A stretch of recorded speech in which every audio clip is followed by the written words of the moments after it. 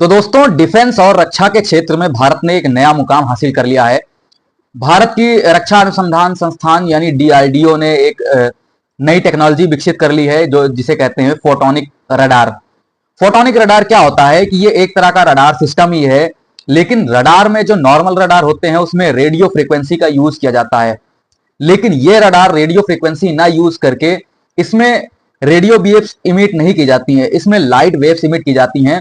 जो लाइट होती है वो एक पैकेट ऑफ फोटॉन्स होती है। अगर आप फिजिक्स में जाएंगे, पढ़ेंगे, तो आपको पता चलेगा कि लाइट एक फिजिक्स पैकेट ऑफ फोटॉन्स के रूप में ये ट्रेवल करती है, भले ही वो इलेक्ट्रोमैग्नेटिक वेव हो। लेकिन रेडियो रडार सिस्टम में रेडियो वेव्स का यूज किया जाता है, लेकिन इस फोटोनिक रडार सिस्टम में केवल फोटॉन्स यानी लाइट का यूज किया जाएगा। ये स्पेशल माइलस्टोन अचीवमेंट इसलिए है डिफेंस सेक्टर में, क्योंकि ये अभी तक टेक्नोलॉजी केवल इसके अलावा इंडिया के अलावा चाइना और रसिया ने ही अभी तक इस पर रिसर्च किया था। यानी कि इंडिया एलीट क्लब में शामिल हो चुका है, तीसरा कंट्री बन चुका है। ये काम अभी तक अमेरिका ने भी नहीं किया है। और ये अहम इसलिए है क्योंकि ये 5th जनरेशन के जो स्टेल्थ फाइटर जेट होते हैं उनको भी पकड़ने में ये सक्षम होगा। यानी कि स्टेल्थ टेक्नोलॉजी का तोड़ है ये फोटोनिक रडार। इस फोटोनिक रडार में डायोड्स, इलेक्ट्रिक डायोड्स का यूज किया जाता है, जो कि फोटॉन्स इमिट करते हैं। फ्रीक्वेंसी सेम रहती है रेडियो वेव वाली ही, लेकिन इसमें रेडियो वेव ना होकर के लाइट या फिर फोटॉन्स का यूज होता है।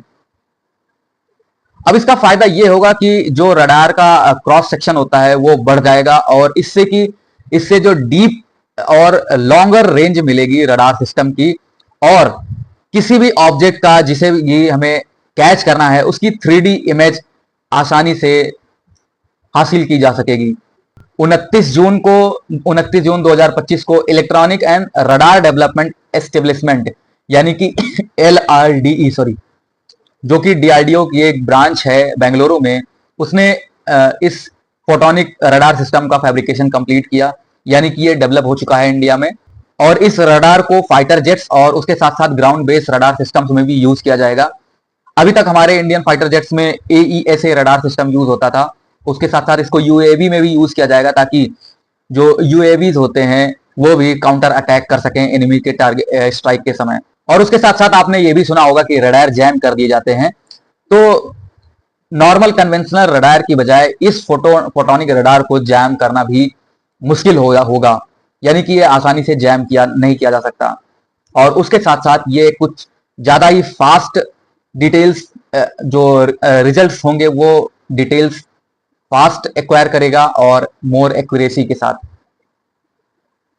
फिलहाल के लिए अभी इस रडार का ट्रायल केवल बेंगलुरु में जो LDRE की ब्रांच है डीआरडीओ की, वहां पे हुआ, और इसका फील्ड ट्रायल होगा 2025 के लास्ट तक होने का चांस है। और इसको कोस्टल एरियाज में, हाई एल्टीट्यूड पे, माउंटेन्स में और डेजर्ट्स यानी कि जो वेस्टर्न कमांड है उस एरियाज में भी किया जाएगा।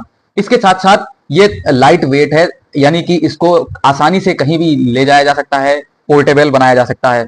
और उसके साथ साथ इस रडार का इस्तेमाल सुखोई 30 MKI, तेजस और राफेल जैसे फाइटर जेट्स और उसके साथ साथ जो ग्राउंड बेस रडार सिस्टम्स होंगे उनमें यूज किया जाएगा।